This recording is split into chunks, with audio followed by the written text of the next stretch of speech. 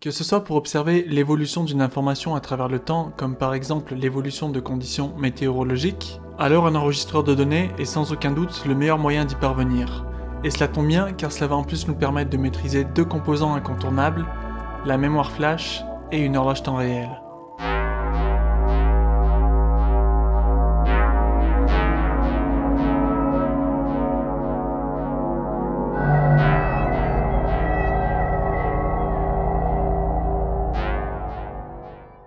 Pour enregistrer de données, il vous faut au minimum 3 éléments.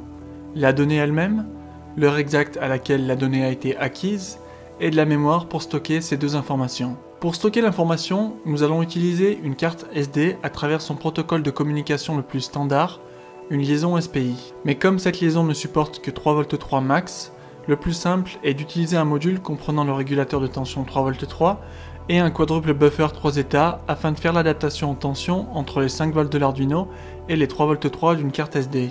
Ensuite, pour obtenir l'heure exacte à laquelle la donnée a été stockée, nous allons utiliser un module RTC, signifiant horloge temps réel, et concrètement, ce module est composé d'un oscillateur ultra basse consommation, possédant une pile lui permettant de maintenir son alimentation, afin de garder en mémoire l'heure et la date précise.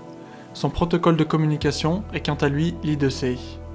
Enfin, concernant l'information à stocker, on peut par exemple utiliser un DHT22 qui est un capteur de température et d'humidité très abordable et qui communique avec une liaison one-wire. Bon, maintenant que je vous ai présenté tous les modules ainsi que leur protocole de communication, on peut donc en déduire comment les câbler. J'ai fait le choix d'utiliser une carte nano car ça me semblait le plus pratique pour faire le câblage, mais si vous souhaitez utiliser une carte Uno, c'est strictement le même brochage. Si vous êtes prêts, on peut maintenant passer au logiciel embarqué et on va commencer par définir l'heure et la date exacte du module RTC. Pour cela, commencez par installer la librairie qui est dans la description, puis à partir du code suivant, modifiez ces 3 lignes afin de définir le jour, la date et l'heure actuelle. Téléversez le code et si vous le souhaitez, ouvrez la liaison série pour confirmer la nouvelle date. Maintenant que nous avons réglé la date et l'heure, on peut passer au programme final. Comme d'habitude, on commence par inclure les librairies que l'on va utiliser.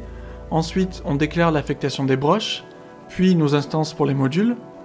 Concernant la fonction setup, comme d'habitude, on initialise chaque module, puis on crée un fichier données avec l'extension CSV en y spécifiant le type d'information que nous allons stocker.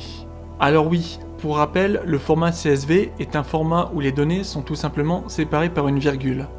C'est pourquoi, concernant notre boucle infinie, on lit la valeur de notre capteur, puis l'heure exacte, et enfin, on sépare ces deux informations par une virgule avant de les stocker dans une variable donnée qui sera finalement enregistrée dans notre carte SD.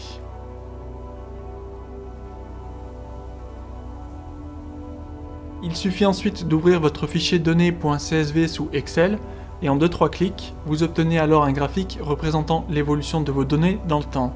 Vous pouvez ensuite ajouter autant de données que vous le souhaitez, comme par exemple la luminosité, la pression atmosphérique, la vitesse du vent, une tension ou un capteur d'intensité. Bref, vous pouvez stocker toutes les informations que vous le souhaitez et libre à vous ensuite de les analyser et surtout de les interpréter.